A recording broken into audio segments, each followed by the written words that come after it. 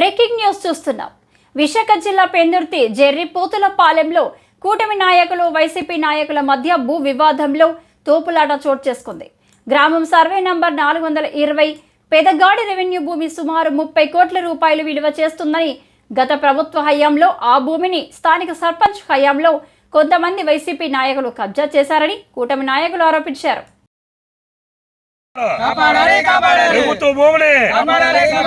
ప్రభుత్వ భూమిని సర్వే నెంబర్ని తక్షణమే వైసీపీ దౌర్జన్యం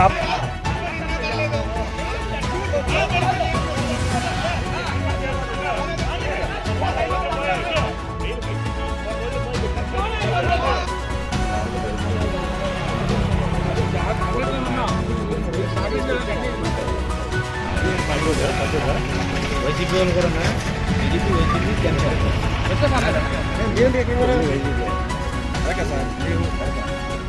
ప్రైవేట్ ల్యాండ్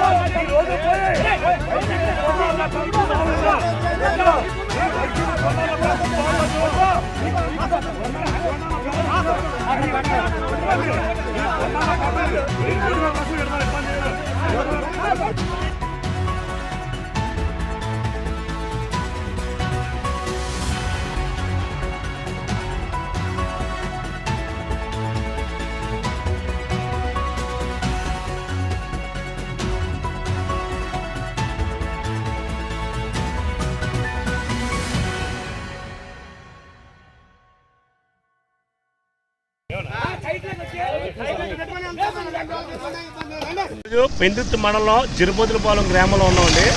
ఈరోజు జెర్రిపోతులపాలెం గ్రామంలో అంటే కబ్జాలకి అద్దుపద్దు లేదు. అంటే జగనన్న ప్రభుత్వంలో దోచుకో అన్ని లెక్కలు వ్యవహరిస్తున్నారు. ఇవాళ వైసీపీ ద్రవిడీలు వచ్చి మా మీద దౌర్జన్యం కూడా చేశారు, మీడియా సమక్షంలో దౌర్జన్యం చేశారు.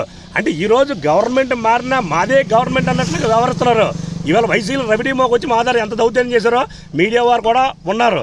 ఈరోజు 420 సర్వే నెంబర్ పెదగాడి రెవెన్యూ పరిధిలో గల 420 సర్వే నెంబర్ ప్రభుత్వ భూమిని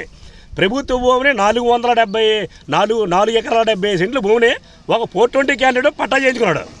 దాని మీద నేషనల్ హైవే 986 కోట్లతో national highway Sagarmala road sanction అయింది. సబ్బవరం టు శీలానగరం ఆ రోడ్డుకు కూడా 96 లక్షలు నష్టపరిహారం కూడా తీసుకున్నాడు 420 క్యాండిడేట్. అదేవిధంగా జగనన్న కాలనీలో బినామీ లావా 130 ఇల్లులు శాంక్షన్ అయితే 90 ఇల్లులు రిజెక్ట్ అయ్యాయి. స్థానిక ఎంఆర్ఓ గారు వీళ్ళందరూ ఇన్స్పెక్షన్ చేశారు, అది అఫీషియల్గా కూడా వస్తుంది.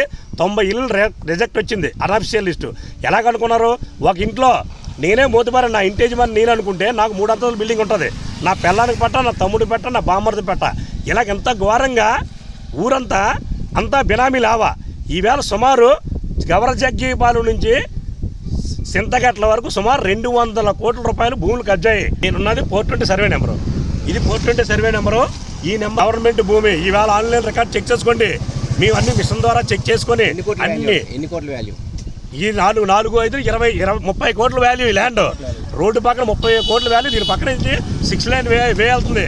30 కోట్ల వాల్యూ 6 లైన్ వే వచ్చినంటే 60 కోట్ల వాల్యూకి మారుతుంది. అంటే రెవెన్యూ తెలుసు, అందరికీ కంప్లైంట్ ఇచ్చాం కానీ స్పందన లేదు. వైఎస్ఆర్ గవర్నమెంట్లో మేము కంప్లైంట్లు ఇచ్చాం, ఎన్నిసార్లు కంప్లైంట్లు ఇచ్చినా మా కంప్లైంట్ చెత్తపుట్ట దాఖలు అవుతుంది తప్పించి దాన్ని యాక్షన్ తీసుకోలేదు. ఈవేళ తక్షణమే ఉమ్మడి ప్రభుత్వం స్పందించి నారా చంద్రబాబు నాయుడు గారు మరియు పవన్ కళ్యాణ్ గారు అన్నీ స్పందించి తక్షణమే చర్యలు తీసుకొని వీళ్ళందరి మీద చర్యలు తీసుకోవాలా. ఈరోజు ఎన్ని ఇబ్బందులు కూరపెట్టారంటే అన్ని ఇబ్బందులు కూర్చోబెట్టారు. సర్పంచ్ని జైలుకి పంపించారు, నన్నేమో వచ్చే బుర్ర ఎడగొట్టించారు, నాకు చాలా ఇబ్బందులు కూర్చారు, నా కారు అద్దాలు పాల్గొట్టించారు. నేను లాస్ట్ 5 ఏళ్ళు మాకు నరకం చూపించారు. ఈరోజు కూడా మేము అధికారులు ఉండి ఉమ్మడి ప్రభుత్వంలో కూటమి ప్రభుత్వ అధికారులు ఉన్నా సరే కూటమి నాయకుల మీద దౌర్జన్యం చేస్తానంటే ఎంత తెగించారు చూడండి వైసీపీ గుండాలు. ఆ గుండాలకి ఎప్పటికైనా ప్రభుత్వం కళ్ళు తెరిచి ఆ గుండాల మీద రౌడీ యాక్ట్ పెట్టి రౌడీ షీటర్ లోపం చేసి చెయ్యాలని నేను ముఖ్యంగా విన్నవించుకున్నాను. ఇది జెర్రిపోతులపాలెం గ్రామం, పెందుర్తి మండలం, విశాఖపట్నం జిల్లా. నేను గ్రామ సర్పంచ్ మడక అప్రాయనని. నా పేరు మడక అప్పలరాజు.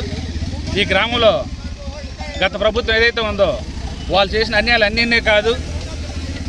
ఇక్కడ ఇప్పుడు మనం నించున్న ప్లేస్ అయితే ఇది రాజ్ చెరువు 400 సర్వే నెంబరు.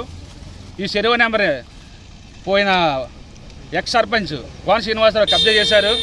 470 సెంట్లు కబ్జా చేయడమే కాకుండా ఈ చెరువు మీదుగా రోడ్డు వెళ్తుంటే, హైవే రోడ్డు వెళ్తుంటే, ఎన్హెచ్ రోడ్డు వెళ్తుంటే దాని తగ్గ నష్టపరిహారం ఫేక్ పాస్బుక్ సృష్టించి దాదాపు 86 లక్షలు డబ్బు కాజేశారు. ఇదే కాకుండా భూసేకరణ జరిగింది. అలాగే వైఎస్ఆర్ కోనలో జరిగింది. వైఎస్ఆర్ కోనలు ఏంటంటే మా జరుపతుల గ్రామానికి గత ప్రభుత్వంలో 134 కోనలు గవర్నమెంట్ కోనలు ఇచ్చారు. ఆ 34 దాదాపు అందులో 45 మాత్రమే నిజమైన రైతులు, నిజమైన లబ్ధిదారులు. మిగతా పట్టాలన్నీ వాళ్ళ ఇష్టమైన పేర్లకి వాళ్ళ బినాలకు అమ్మేసుకున్నారు. ఇది చాలా అన్యాయం.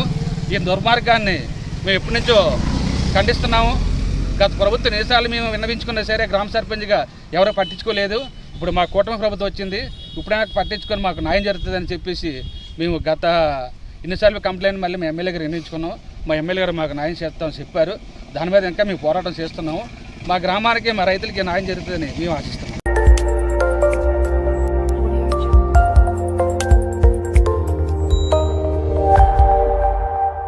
Audio Jungle.